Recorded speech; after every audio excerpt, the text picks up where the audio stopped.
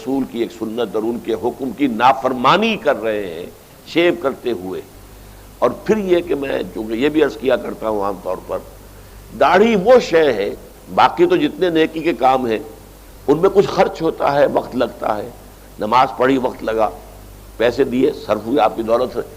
داڑھی وہ سنت ہے کہ آپ اس میں پیسہ بچاتے ہیں، وقت بچاتے ہیں، خرچ کچھ نہیں ہوتا، بچتا ہے.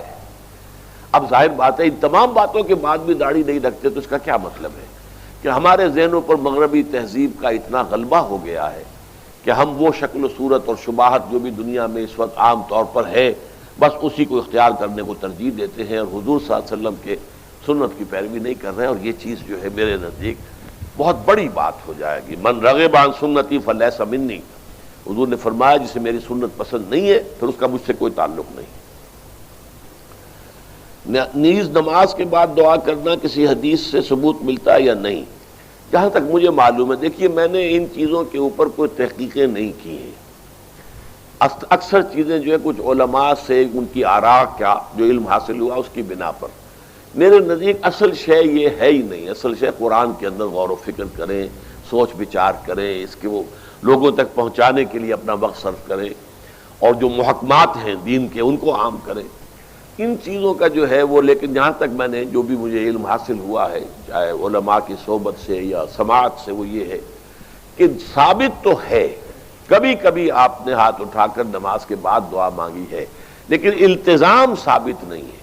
ہمارے ہاں بدقسمتی سے ہمارے ہاں تو عام طور پر تصور یہ ہو گیا ہے کہ گویا کہ اگر دعا نہیں مانگی تو نماز ہی نہیں پڑھی، گویا کہ نماز کا کوئی جزو لازم بن گیا. یہ اصل میں مغالطہ ہے. خاص طور پر سب سے بڑی حماقت جو ہوتی ہے وہ نماز جنازہ کے بعد دعا مانگنا ہے.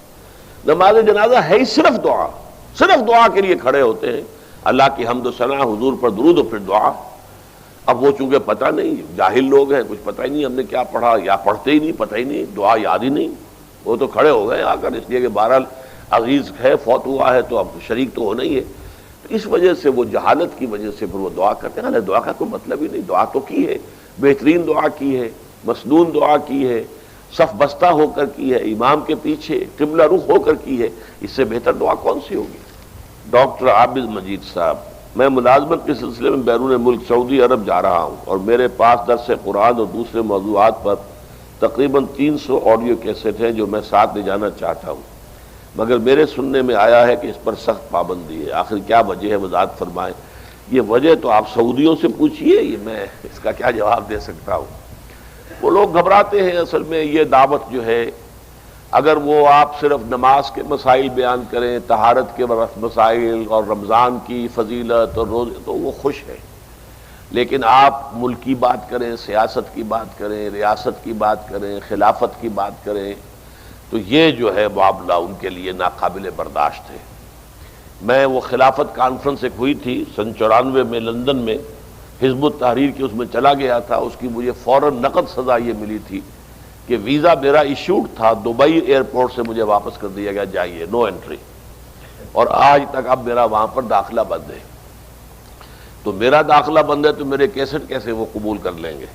ویسے یہ کہ کوئی 2 4 کیسٹ تو بعض اوقات لے جاتے ہیں حضرات، ہمارے احباب آتے ہیں لے جاتے ہیں، اور یہ اس میں ڈیپینڈ بھی کرتا ہے کون شخص اس وقت کھڑا ہوا ہے وہاں پر. کچھ لوگ ذرا نرم طبیعت کے ہوتے ہیں، کچھ سخت ہوتے ہیں. بہرحال رسک ہے آپ کے لیے، آپ دیکھ لیجئے. لیکن یہ کہ میں بہرحال اس کی وضاحت میرے ذمہ نہیں ہے، یہ سعودی حکومت کے ذمہ ہے. اچھا جی، سبحانک اللہم و بحمدک، نشہد ان لا الہ الا انت، نستغفرک و نتوب الیک.